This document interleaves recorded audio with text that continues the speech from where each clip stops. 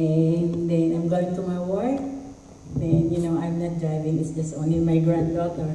So while we are passing on motorway along Balblac, there's a big trucks with there's a lot of logs and it's really wobbly. So I said to my granddaughter, just be slow or maybe don't get closer to this truck. They don't see us. So we pass. So maybe I feel nervous. So and then when we got into the hospital, I'm duty on that day. I think I was in 80. Then I get some hot water in my cup. I get my cup to have some coffee because I feel nervous.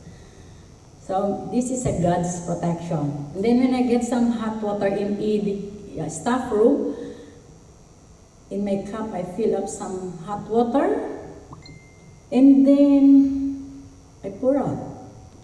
And then I didn't realize there still have some water under the cup, and then I splash it on my chest, so I burned this. Mm-hmm. Yeah, it's really sore.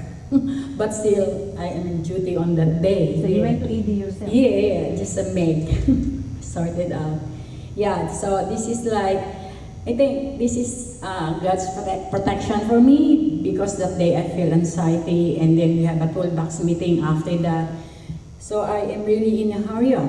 We start at 6 o'clock. So yeah, so I know God is with me that day. I said, thank you, Lord, because the trucks, maybe if we are not in a hurry up, maybe we get an accident or whatever.